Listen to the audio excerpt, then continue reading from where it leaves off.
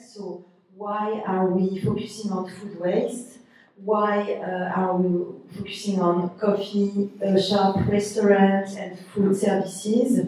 And we will show you there is a business case for it. And secondly, we will present you a food waste survey that we conducted in Vancouver before to end with the third part, how we can help, how Rethink2gether can help restaurants, coffee shop, and food industry to reduce food waste. And just a quick reminder in terms of washroom, so if you need to go to the washroom, there is an access key card on the table in the entrance, so feel free to just go in the entrance and grab this card. So first, I'd like to start with the why. So I started actually fighting food waste when I was 10 years old. At the time, I was living in France, and my parents had in the backyard so many fruit trees, like apples, pears, figs, cherries, like a real paradise. We just had one problem, like we had too much. And so basically, it was a problem for me to have to see all these rotten fruits on the trees, and I wanted to find a solution for that. So I started to eat, and eat, and eat even more until I got fat. So it was definitely not the best idea, but then I tried to find another solution. And then I started to knock at the door of all my neighbors trying to sell these food surplus. And it actually went it was great because it was really successful. My neighbors were happy to have tasty food, I was happy to get extra money, and I was also happy to be able to save food. But when we're talking about food waste, we are not talking about rotten fruits on the trees. We are talking about fresh, good food which is being wasted on a massive scale. So according to a study which has been published this year and which has been conducted all over Canada, 58% of all food produced in Canada is lost or wasted. 58%.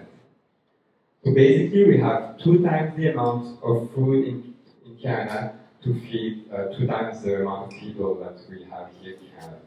So this doesn't make any sense.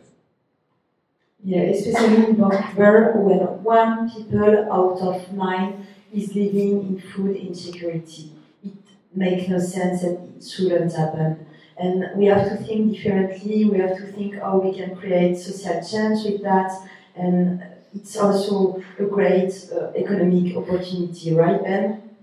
Yeah, indeed. So actually food waste is an economic opportunity which is worth $49 billion. So we're not talking about millions, it's $49 billion, which is the cost of avoidable food waste in Canada in a single year. And if planet is important for you, food waste is a big issue. According to the United Nations, if food waste were a country, it would be the 3rd biggest greenhouse gas emitter after China and the US. So the impact is huge. And we cut forests to grow more and more food. We burn fossil fuels again to grow more and more food. And at the end, we spoil a lot of it. So it doesn't make any sense. In 2017, I've been traveling around the world to see different food businesses, namely around food waste. And one of the scientists I met in California were actually involved in the project Drawdown, which is basically a group of scientists all over the world who are ranking solutions for climate change. And what did you learn then? I actually learned that ending food waste is number 3 solution, so it's the 3rd most powerful solution to fight climate change. So this is more impactful than electric cars, more impactful than airplanes, and more impactful than solar panels. So it's really time for action, especially when more and more countries set targets to decrease food waste by 50% by 2030. And Toronto has such a target, and Canada is thinking about 2. So, yeah. And that's great because it's completely in line with the Sustainability Development Goals set by the UN. And so we see this massive change not only at the global level, but also at the local level. And you may be familiar that here in Vancouver, since 2015, it's actually not allowed anymore to put your organic waste into the regular garbage, which is great. Indeed, Vancouver plans to be zero waste by 2040, which is a great objective, but it's a lot of work.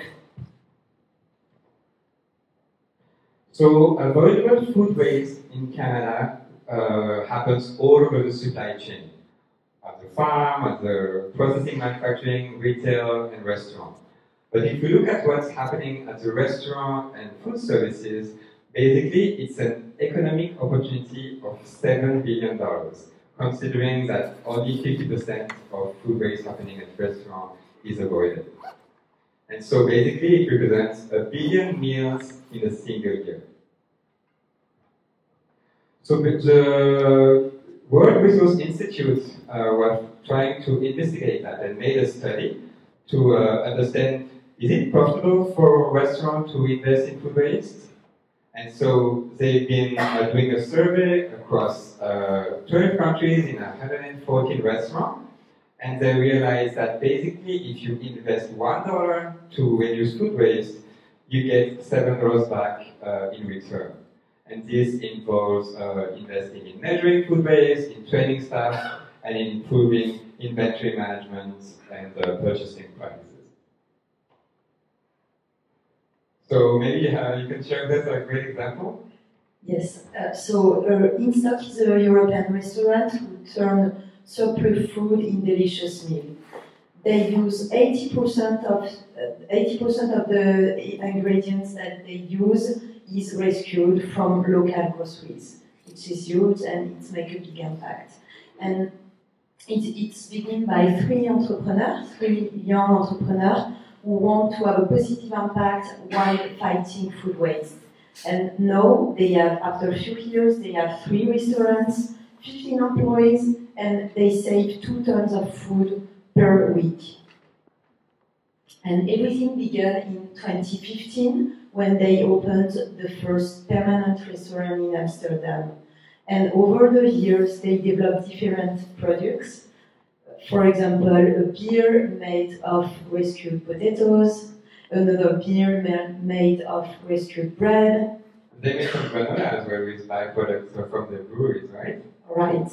And now they have brought a cookbook for chefs to help chefs to cook with leftover and to inspire other people to do the same that they do. So it's really great project. We really love that example and we want to share that with you. And now they also develop a B2B marketplace to connect food industry and local groceries and to encourage them. And they receive many awards to encourage them to have for their creativity and positive impact. For example, Forbes 30 under 30 and the best restaurant at a local level.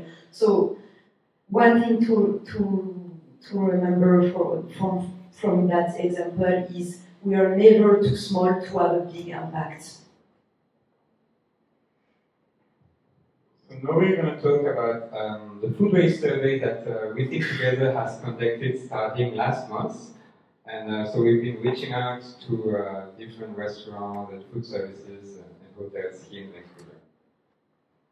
So we conducted this pre-online survey in November 2019, and the goal for us was to have a better idea of local good practices, but also to identify some needs and expectations of food industry.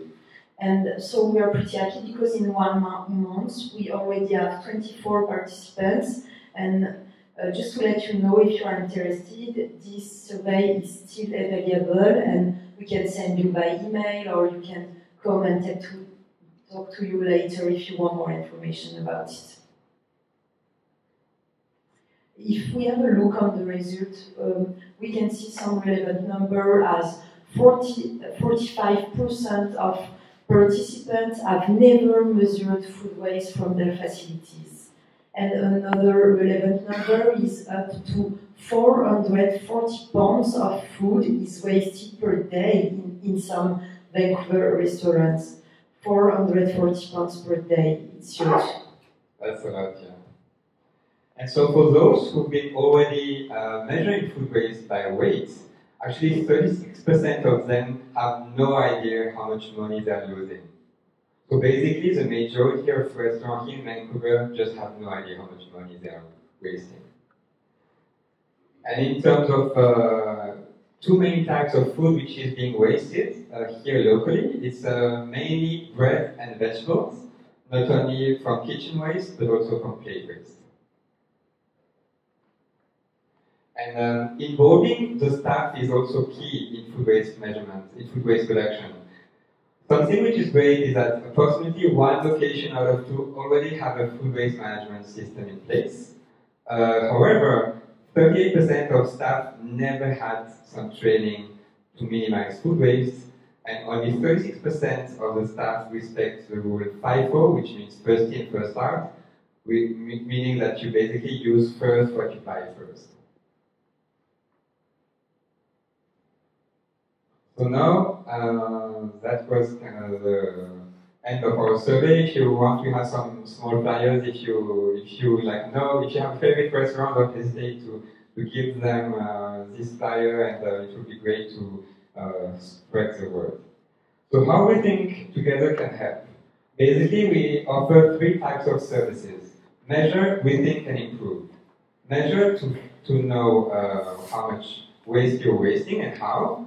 Rethink to understand your path toward food waste and analyze through benchmarkings, and improve to increase profits while making a positive impact on the environment. So first, I start with the measurement part. Find out how much money and waste you have. So what we're doing is we going with our clients, we have a kickoff meeting, and then we have some simple tools to have a waste audit. So we kind of define the scope. Are we focusing on kitchen waste, on plate waste, or on both? And what kind of waste stream are we considering? Are we considering just food waste overall, or are we splitting between bread waste, vegetable waste, and other type of waste?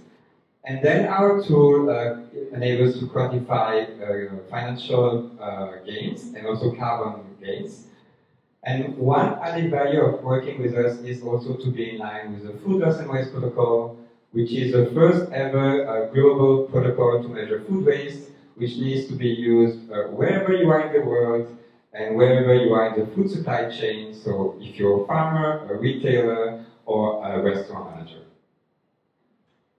And after, the second offer is to rethink. Meanings after measuring, when the restaurant owner is aware about the quantity of food that they are losing and how much money it represents, we help them to understand their path towards zero food waste. What it means. We help them to give a detailed assessment of food processes. For example, what is the inventory practices, what is the purchasing practices, overproduction. For example, if you are a restaurant owner, did you check every produce when it's going in, and at which frequency do you check? Do you make your purchase? Is it one by week or is it day by day? And how do you maximize the use of the ingredients? If you work in the coffee shop, how do you educate your team to the food waste reduction? Because it's really important to educate your team and to give them, also to integrate them into the project. And if you organize an event, as tonight, for example, do you think to send a reminder a few days ago and to ask to people if, to tell you if you can show up? This is really important. And after that, we can help our clients to compare the best practices locally and around the world to their practices. So then we need to set an action plan and to improve, meaning increasing profits while making a positive impact on the planet. So what we do is first, we help review the food waste strategy and set targets which are in line with the business. And once this is set up, we also help implement an efficient action plan.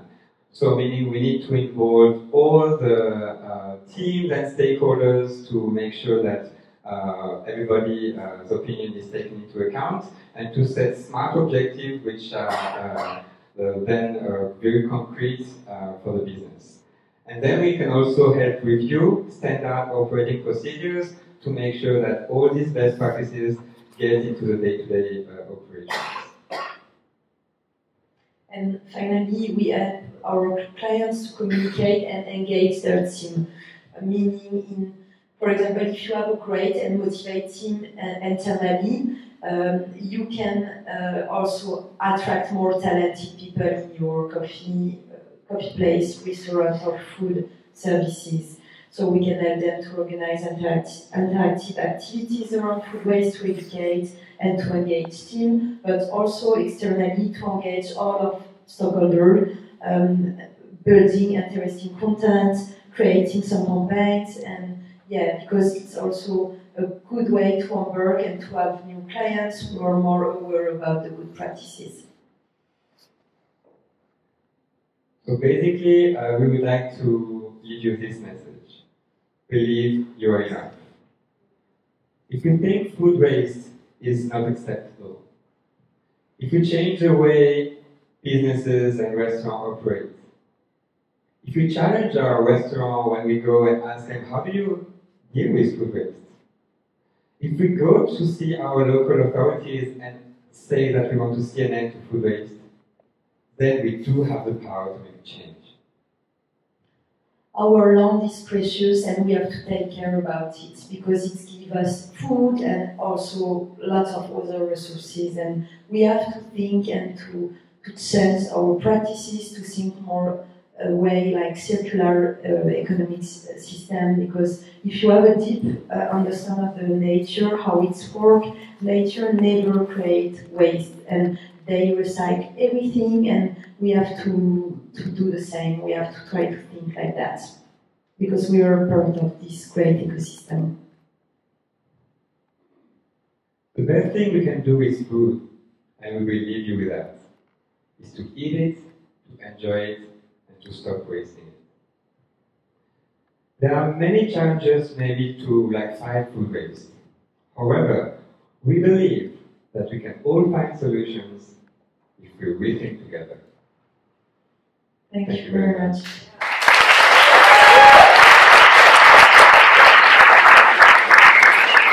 Thank you.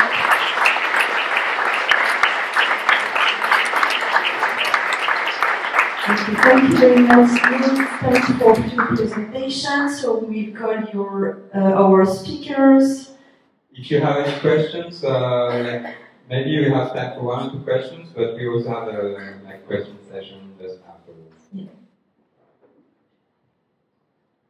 So the first speaker is going to be Councillor Michael Wiebe, who is Councillor for the City of Vancouver and also involved in the Food Policy Council.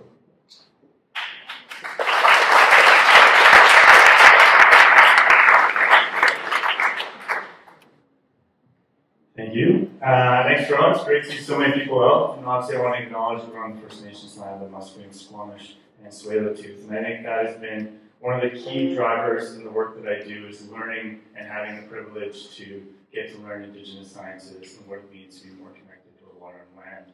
Which we just had our first coho salmon come up to Spanish Banks Creek with very little attention. And I think that's something we need to recognize, is that Still Creek hasn't had salmon in 2 years. And this is the first time we saw the Spanish Banks, and very few people in Vancouver. Probably put your hand up. Who's seen a wild salmon in a creek in Vancouver? Yeah, so that's, oh, we got one in the back. Beautiful. I think that's what we need to talk about, is realistically, we are so disconnected from our food in Vancouver, and we utilize more and more food as cities, and more people are moving to the cities, and we're going to get more disconnected. And so I've been working really hard to connect us to the waters and really learn what that would mean as a Vancouverite. I'm speaking here today. I used to be elected to the Vancouver Park Board from 2014 to 2018 and really helped recognize that community centers, parks didn't have compost bins. We talked about being a green city in the world. Here we are as the front level of the city, and you didn't have the option to have a compost bin where we could really teach.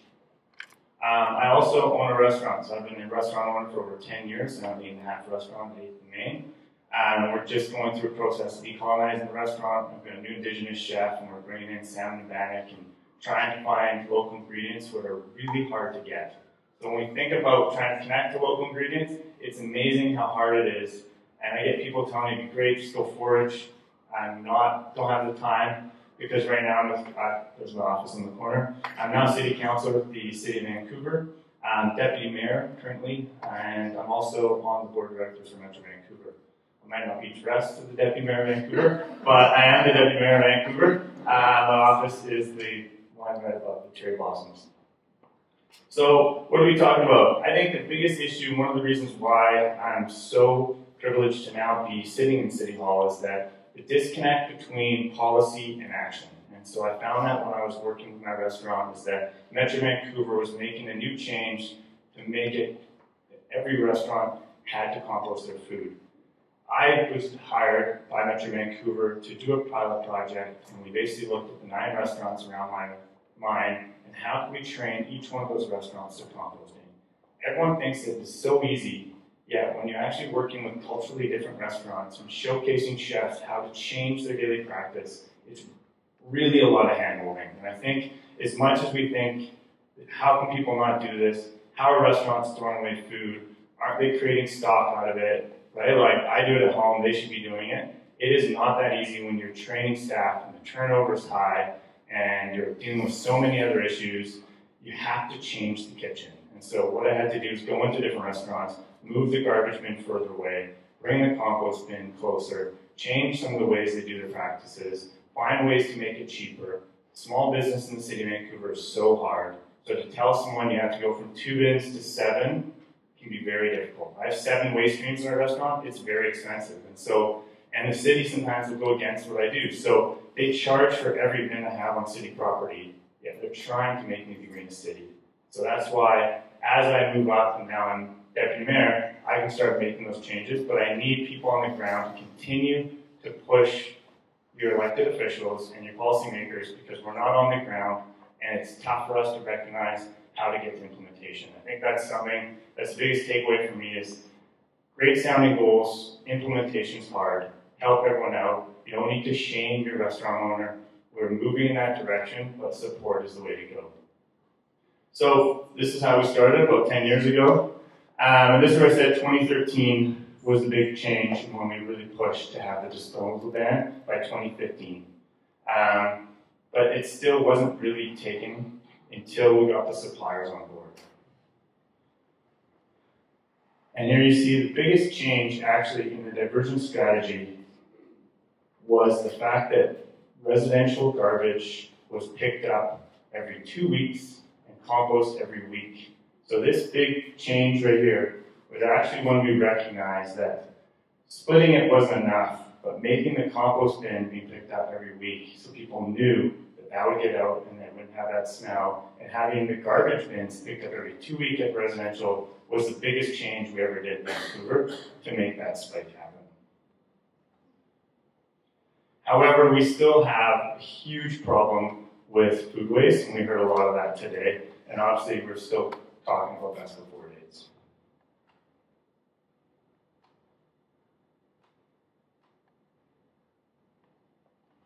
So we've been pushing the Zero Waste 2040. So 2018 we passed it. So we'll be pushing to have 50% reduced by 2030, and 15% was the goal by 2020. So we are pushing it. However, we're still not seeing the compost bins out because there's still huge issues with contamination. We're actually also having huge issues, which doesn't get talked about, is who can handle the waste. So as much as we have to reduce the amount, because there's less and less facilities taking organics in Vancouver. And so there was a point in time last year where your organic waste could have been going directly to the dump, even though you did everything right, and you put it in the bin and put it in. However, that facility got shut down because of smell. And so that facility was not allowed to take it, so either got sent further away or just went into the garbage bin. So we have a lot of goals to do, but the city's just joined the Canadian National Love Food Hate Waste program. and we're a partner on the National Zero Waste Council. So here is one of the slogans for that. Canadians waste 1 BC berries and potatoes every month. And I don't know how that. And the goal is those kind of connections to what people can see and feel and make sure that they recognize these are Vancouver issues. So the BC Ferry is something you can see and feel, and so that's where the connection is coming from. The biggest goal is food rescue and redistribution systems. Vancouver is actually getting really good. I think we have a couple of speakers coming up after, but there is more and more difficulty for new nonprofits to find grocery stores to give food, not because they don't want to, because they already are. And so I know organizations are having to go to Save On in Richmond because all the grocery stores in Vancouver are already giving food, which is amazing that we have such support from industry because that's really needed when we go forward. What are we doing in 2020 in City Vancouver? We're going to be working hard to actually start leading. I'm just going to work through this because I know the time. These are all the different groups we're part of, so the Coast Collaboration. Zero Waste Initiatives, we've just joined on City Vancouver to C40s. And so there's so much want for this to change. There's so much direction and push from organizations and obviously groups that are signing on when you look at them around the world. The goal will really come from finding ways to make it easier for small business and small grocery stores to survive, to support the ones we need. Places like NADA and others that have really started to push our suppliers. And I think that is one of the things I'm starting to see the most is when you go into Granville Island, try not to buy the one that's got Saran Wrap underneath. And they're starting to recognize that's what customers are doing. We just moved our zero waste goals in Vancouver, so we will be banning styrofoam as of January 1st. We'll be banning compostable straws, which is interesting because so yeah, we're banning compostable straws, which is something that's going to be difficult, and it was a tough choice for us. We're banning all straws in Vancouver. However, there will be an opportunity to have a bendable plastic straw that will be wrapped in paper, and that is a gold level accessibility. And that's what we want to do in Vancouver, is recognize when we do this green movement, there is an injustice sometimes that can happen to different groups. Some groups are more vulnerable to the change, some groups it's difficult. And we need to recognize that when we make the shift, is sometimes you can shame someone that they're using a straw. You might not recognize why they need that straw. So I think when we do go through the process, recognize it's not easy for everyone to make this choice. It's not easy for everyone to organic. It's not easy for everyone to do that. But just try to find ways to support it. And I think that's what we're doing the most in the city is how do we support each other as we move forward on this journey. It's going to be an amazing journey. It's a really exciting time in Vancouver because there's so many young people getting out of university that want to be with a social purpose company, wanting to change. We're seeing it, and we're seeing it a lot with our city. We're seeing younger voices come to the table. And I think that's what we could do is keep challenging, coming up with new ideas. And a compostable straw for me, I started in the restaurant 6 years ago selling them. You basically just touch them and they'd crumble. And you basically, it was really tough to drink. Now they're great. However, some waste haulers don't take them and some do. So my waste hauler does. So for me, I'm like, why would I not keep a compostable straw? It looks great. It gets composted properly. However, we need to make it easy on the system. And so the difficulty is, yes, it makes it easy on the system. However, it's not helping innovation. And so you always have to have this balance on innovation, on helping everyone and making it easy. So there's a lot going on. I think this is going to change on a daily basis. It's amazing to see so many people.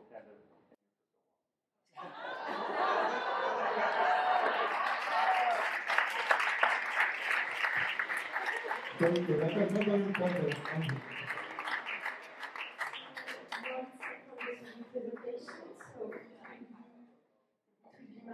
Verdicchio from Food Mesh, and yeah, she will explain a little bit more what is Food Mesh. It's an amazing project too. So yeah, I need you.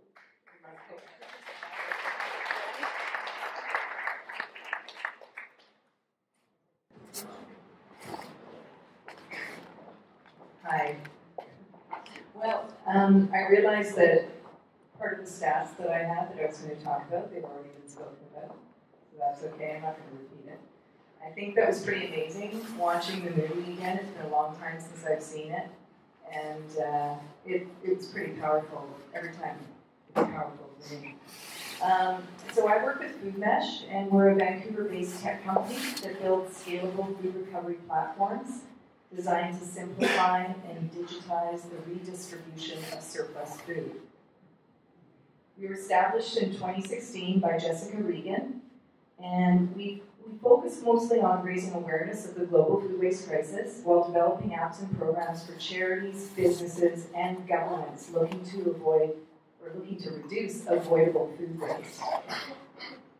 Since launch, our products and services have successfully diverted over 2 million kilos of edible food from landfills, helping everyone save money, reduce waste, and feed more. Also, we're a business. We're a business with a social impact. So a lot of people presume we're a nonprofit. We work with many nonprofits. And actually, I'm going to skip to one. This is actually a number, first of all. 86% of food waste occurs before it reaches consumers. So we were talking earlier about the 58% of food that is actually lost. 86% of that occurs before it reaches consumers. So only about 14% gets wasted in our homes. So it's actually not consumers, which was previously thought that it was the consumers that were wasting the food. It's the food prior to that, prior to it getting to your homes. This photo actually was taken about 3 years ago, and this is the reason that Jessica started Food Mesh. She was speaking with a friend who had a compost business, and he sent her this photo, and he had to throw it all away. And the reason he had to throw it all away is because he didn't have the resources to de-sticker every single avocado. And he was at a total loss. And when Jessica saw that, she really couldn't believe it. There were pallet loads of peeled garlic as well, and yogurt, which is exactly actually what we saw in the movie.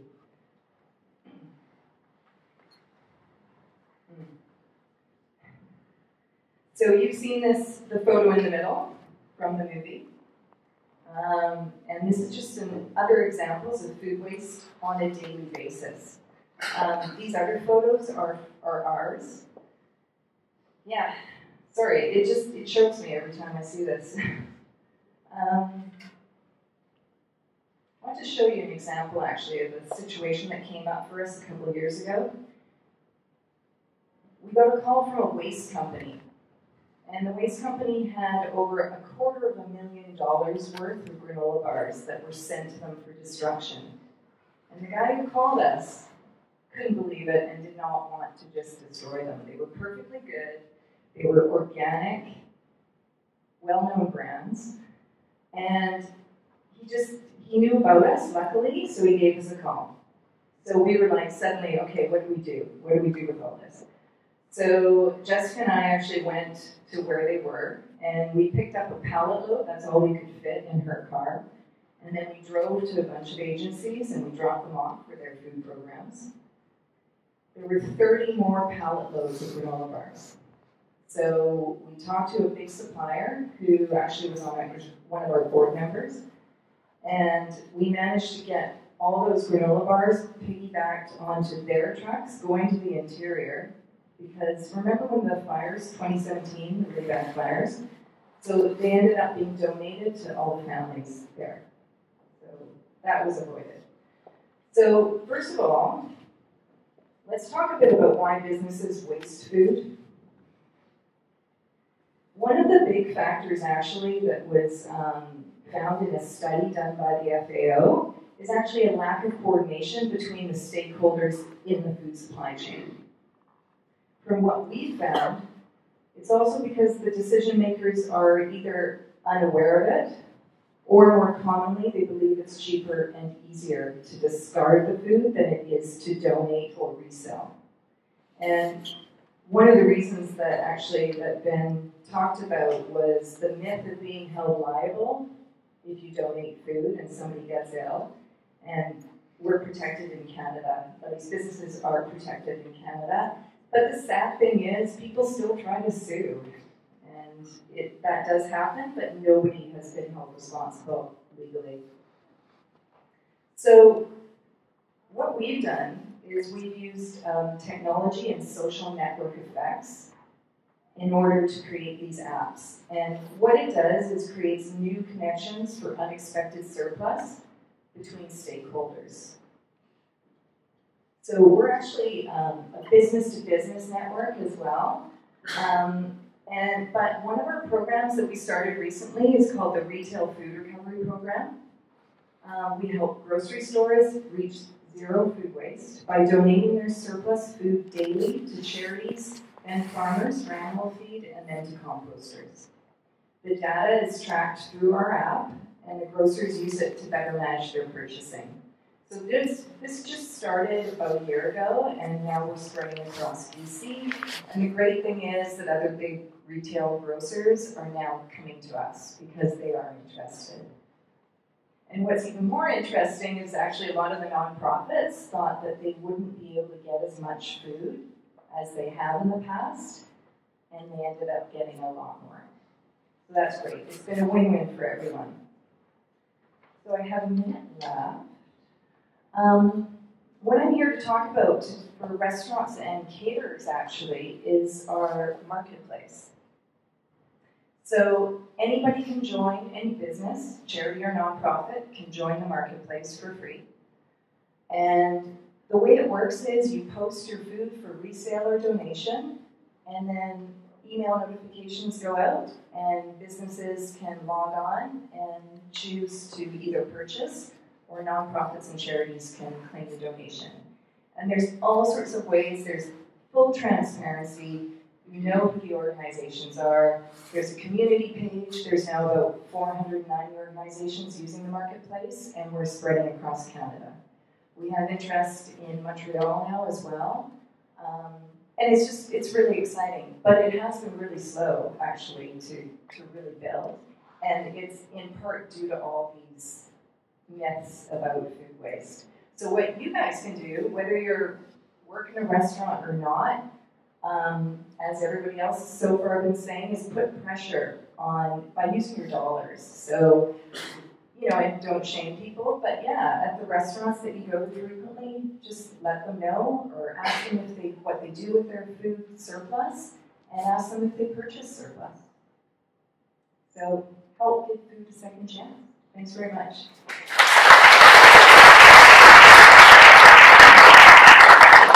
Thank you very much, Laure. It was super interesting. And now I will ask you Taeyoung Chang from Kitch to explain and to give you more detail about the collective that he created. It's a really exciting project, and yeah, he just cooks some of the food that you eat before the event, and he will explain a little bit more how he creates a second life for served food. So, Taeyoung. Oh. Okay. Hello, everyone. Oh, is it on? Okay. Hello. There we go.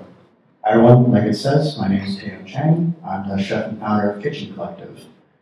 So first and foremost, Kitchen Collective is a catering company that is plant-based, but it's also just how we source our food that kind of sets us apart. So primarily it is food waste-based. So it isn't really going to dumpsters or anything like that. Not that there's anything wrong with it, but we partner with different non-governmental organizations, small businesses to host custom pop-ups that showcase food waste in different ways, trying to tackle the stigma of what food waste is. I guess, like I said, from our sourcing, the way that we cook our food is through zero waste. So, like you ate today, the carrot dish. The carrots were peeled and fermented using its own juices. So every single part of it. The tops were mixed with parsley and mince to create that kind of dusting on top. And then all of that was just roasted hard. And it's using every individual part of that vegetable, kind of showcasing that how versatile vegetables can be and not wasting any part of it. Yeah, so after we cook zero waste, then with food, sorry, I'm pretty nervous. So with catering, there's waste in every single step. And what we try to do is just kind of use all that waste and turn it back into itself by hosting these events. The first version of this was hosting pop-ups. So pop-ups in different small businesses where they do create waste.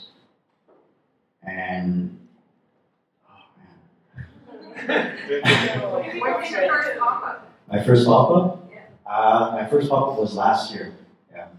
So it's gone through definitely many different versions of itself. It started off with using a friend who would bake a lot of bread and didn't really have use for it. So I would take it, buy it, and because I also didn't have a lot of money too at the time when I was working in a restaurant, we would use food waste from that restaurant to make food. So it was called toast bar, and no one came to it. And then we came to it. And then we did about 5 more, and still no one really came to it because I just didn't know how to market. And then at the time I was living with a few different roommates who were working in distribution centers like Quest Organics and Discovery. And they would always get so much free food from there that it blew my mind. So I snuck in, pretending to be an employee, taking food from them because it was just so much of it that they would have to throw it out anyways. And that was the start of what Kitchen Collective became.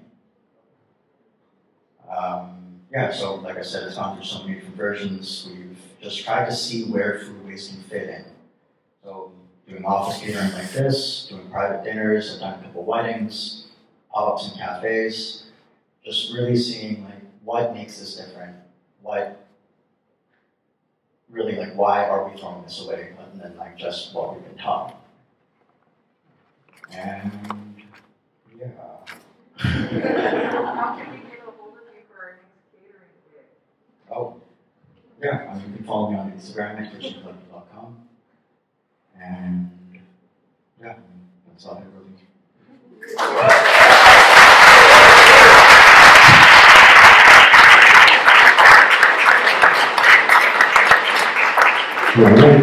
Last but not least, we have Nicolas Chevrier from Loop.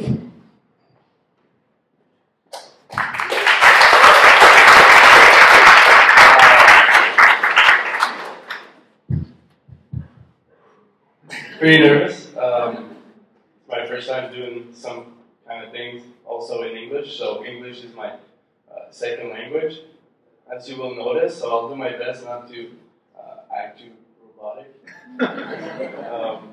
So I'll start right away. I'm part of Loop. Loop is a wonderful organization from Montreal that all started from a call from Frédéric Monette. Frédéric Monette is the vice president from a huge distributor in Canada of fruits and veggies. So he called David and David Côté, the co-founder of Rise Kombucha, and Julie Poitras-Saunier, a master in sustainable development, and said, hey guys, I don't know what to do with that 16 tons of fruits and veggie just like hanging out in my backyard of that factory doing nothing. So is there something we can do?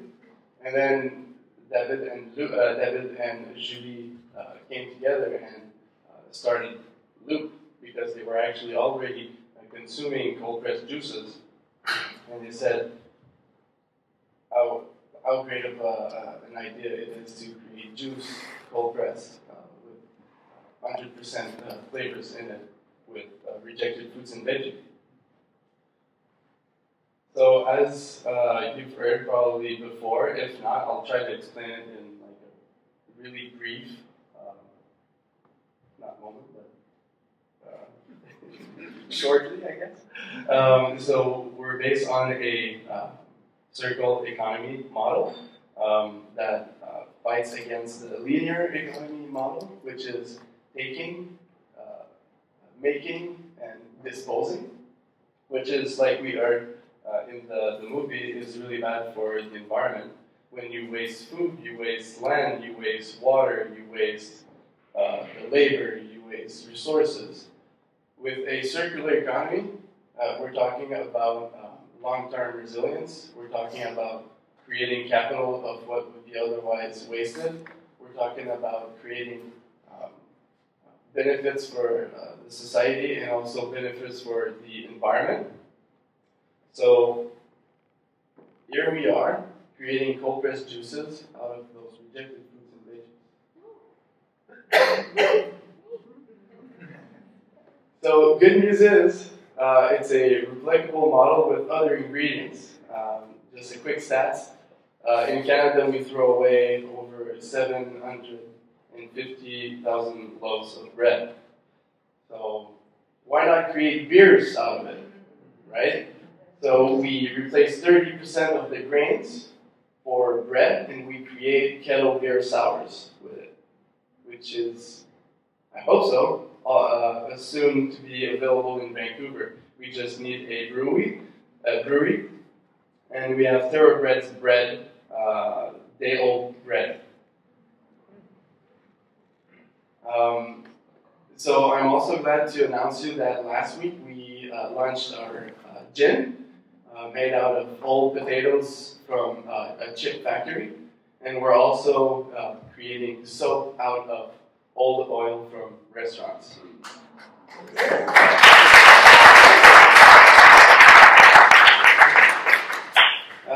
This part for me is really hard to talk about because I know it's problematic for a lot of people using plastic and single-use plastic. So I'm not here to change your mind out of it.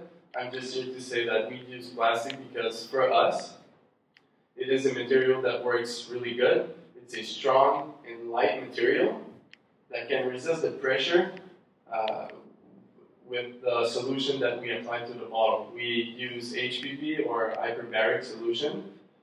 That's basically putting a submarine really deep in the water, and with the pressure that we apply to the bottle, with the pressure, it neutralizes and unharms all the bacteria. So it's a physical process, it's not a chemical process.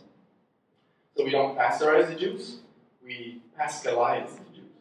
So we use pressure. So it's just natural flavors.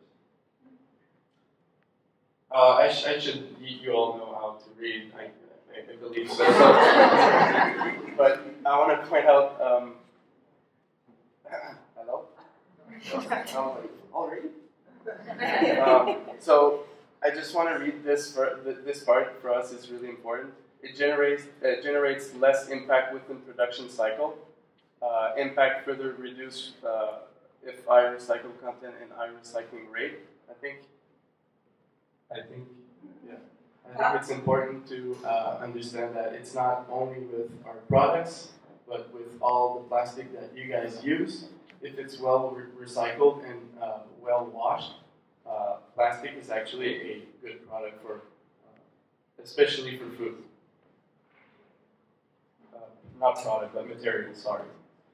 And I want to end this presentation with our achievements. So we've been able to rescue 2,500 tons of fruits and veggies, 1,995 tons of greenhouse gas emission avoided, and over 162 million liters saved of water, of course, not beers. And 549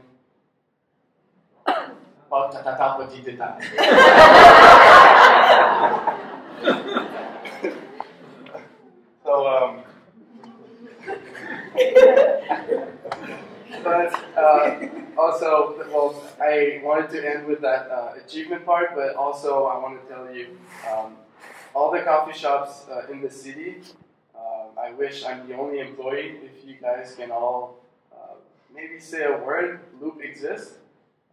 Right now, I'm the only, like I said, I'm the only employee, so I'm working really hard to go in all those single coffee shop and grocery stores. Right now, we have Tractor, JJ Bean, Terra Bread, Prado Coffee Shop, etc., etc., etc.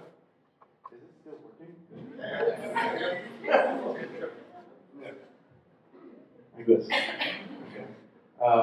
So yeah, this is how I end my presentation. Thank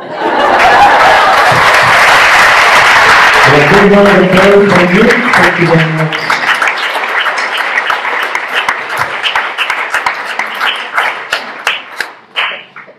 We'd like actually to bring all our speakers for like a small panel discussion. So Taeyoung, me, Ella, and naturally you actually have to leave for some personal reasons. So yeah, we're gonna have just 4 people for our panel today. So I'm just gonna ask 2 questions to our panel, and then. So is it better? Yes, whatever we're gonna what we can do. All right, and so the first question I would like to ask you is, what for you would be the main actions or the 2 main actions that a restaurant or coffee shop could do to fight food waste? And what are the challenges for that? Like why, how can we push to implement these actions?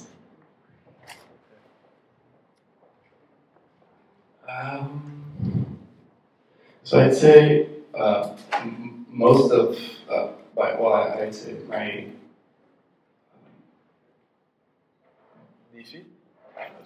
yeah, the main challenge that I've faced so far in Vancouver with the juice is that we use plastic. So I think most of the coffee shop could accept loop with the idea that maybe adding something towards better recycling or a great message, because by buying loop, you're contributing in reducing the food waste in some ways, if that's clear. Yeah, I'm not really a specialist in the restoration or whatsoever, so I'd say in directly to loop, that would be my solution. Thanks for sharing. It's a lot nicer on the couch. So I am fairly new to the whole sustainability sector, but I have just been working in restaurants for about 12 years now, so since I was about 13.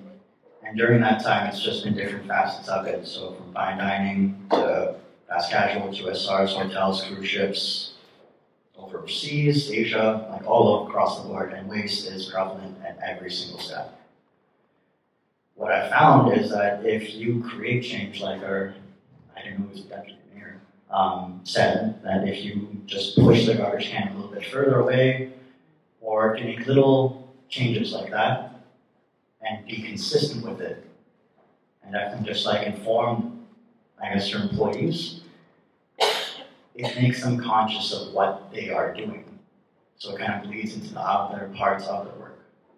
So if there is only like one saran wrap and that's a single-use plastic, if they go out your way to find it, why not just use a lid when they're readily available? Or if you have like all the green bins right in front of you, just because they're there doesn't mean you use them. Even today, like there's 3 catering companies that I work for currently, we'll just throw everything into one. And that's just the reality of it, because they just aren't informed and there's nobody there to make them accountable. That's great, thank you.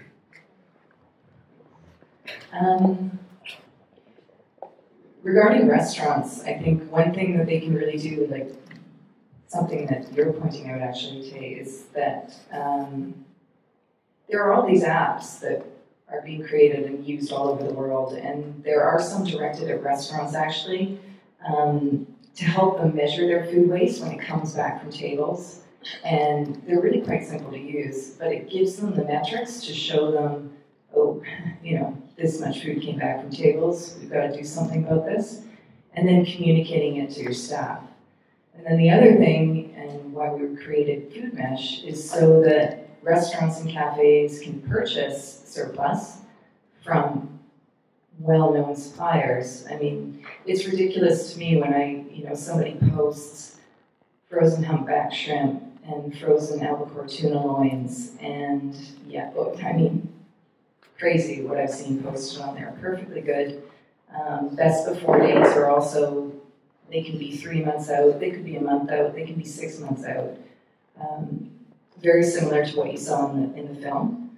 So now we've created this outlet for suppliers, processors, whoever, to post on Food Mesh, and then restaurants can purchase. What I'm trying to get some of the small restaurants to do even is to consider, collaborating with each other. We have a small restaurant industry here in Vancouver. There's a lot of restaurants. Everybody knows each other. So we've seen a couple of restaurants actually purchase through Food Mesh. It's been fantastic.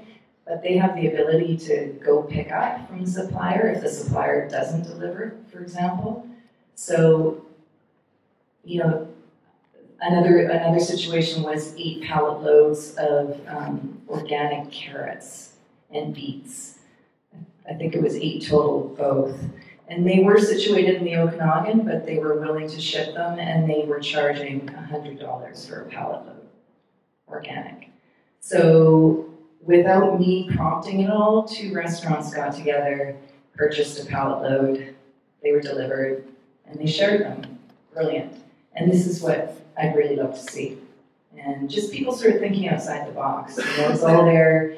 You can save money on food costs, and this is a big part of the restaurant industry. Is food, the margins are really low, so it's hard to make money. Thank you, Maria. And from our perspective as a consultant and working with the food services, I would say the most important is to continue to measure, because as we saw before, a lot of restaurants, coffee places, and food industry never measured, so they neutralize the money that they're losing due to food waste, and this is the first step. And after, engaged team would be the second action, because the team are work every day in the coffee place, in the restaurant, and they know what is wasted, but they don't have a lot of opportunity to be involved in the strategy, to give their opinion, to give. So I think it's one of the key to have a successful strategy in reducing food waste is to engage the team and staff. Yeah.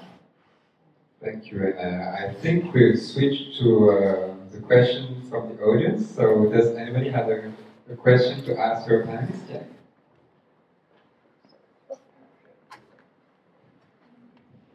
I don't know how you guys did it. I'm like getting nervous already.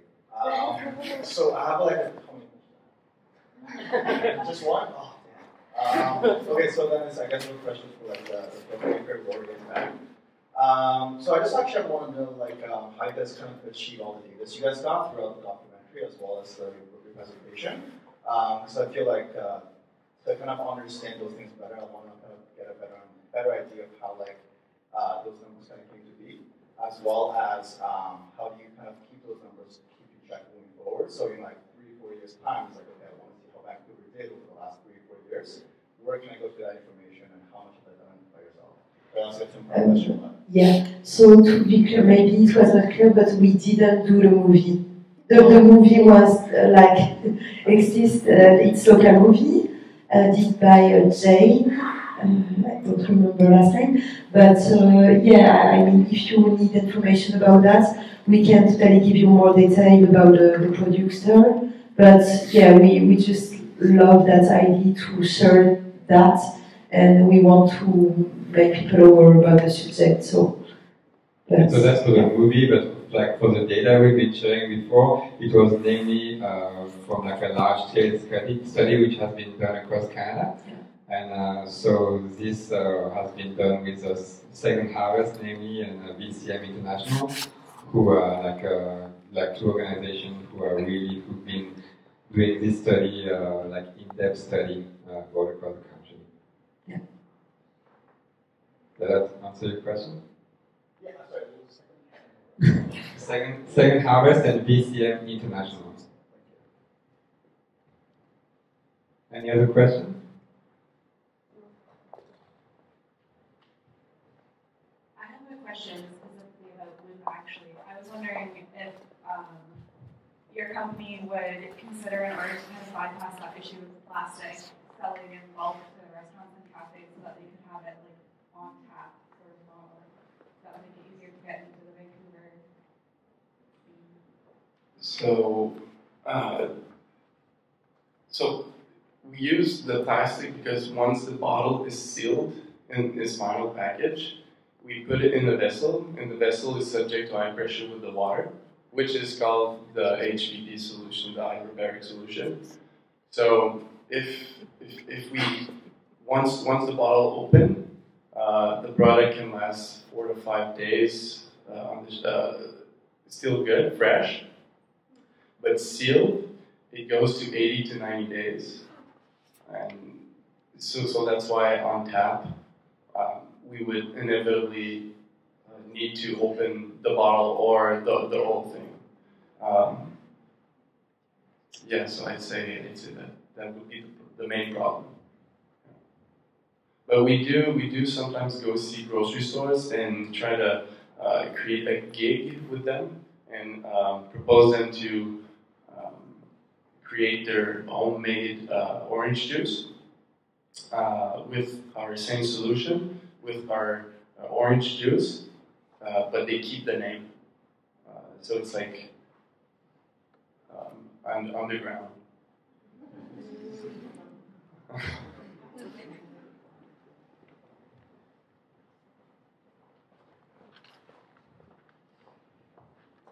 I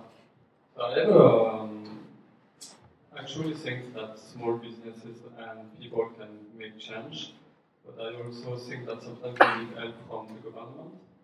So I was wondering what the city of Vancouver, I know Michael is not there, but I don't know if you know the answer. I was wondering if you know what the city of Vancouver is thinking to help like grocery store and retailer to avoid them to wood waste. Yeah, it's super great question, and actually we did some research on that, and we met some people from the city of Vancouver, and we know that they are conducting a pilot project with different grocery in Vancouver, and they organize some exchange, like conversation are happening about that, to have a better understanding of good practices for the grocery. And we also know for the coffee and restaurant, for now, they had in the past some projects, but now, I mean, they are trying, they are building the objective, but they don't are actively on the close to the restaurant and coffee to do that. But yeah, for the grocery is the first step for them, for Vancouver, and also the consumer, like the particular. And yeah, they want to continue after that with restaurant and coffee shop. It's actually a great time in the city of Vancouver when we were talking with them, that they basically really want to push like this ambition forward. And so there will be some change happening soon. They want to focus first on retailers because it's kind of a little bit easier because you have more amounts of food in a single location. However, they really want to. They have the ambition to also work a lot on restaurant, but more for next year. And they were actually really happy that we were holding these kind of events and awakening the restaurant and food services industry. Does anybody? Yeah. Maybe about service. Yeah. Actually, with our retail food recovery program, that's what we're doing with grocery stores. So And beyond that, what's come out of doing that is getting municipalities involved. So the Fraser Valley Regional District was the first district that we partnered with to help them both with the retail food recovery program to initiate it in their region, as well as using the Food Mesh Marketplace. Richmond has just signed on, which is great. So as a region, we're going to help them to divert a certain amount of food and initiate our programs in their region.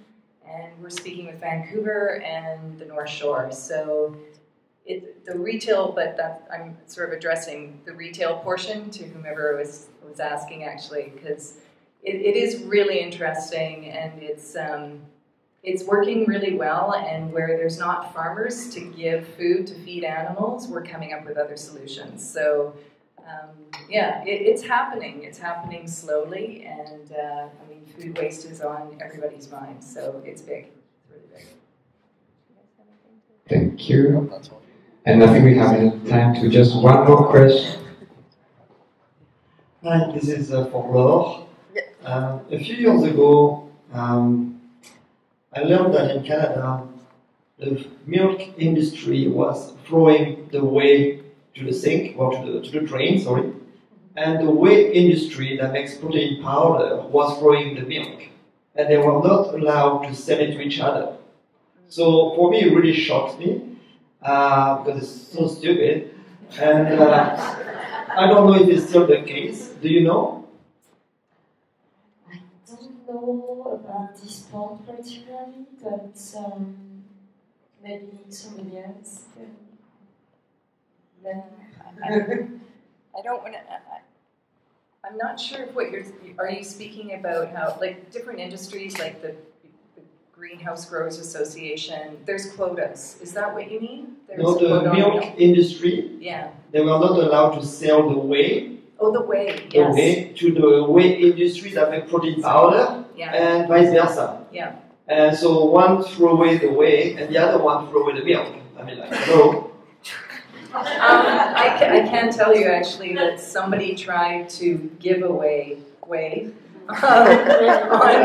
through the Food Mesh Marketplace, and I was scrambling. I was trying to find somebody to take it, actually even just to feed their animals, because the person who posted the whey had done that before, but we couldn't find anybody who wanted to take it. So, and it was wasted.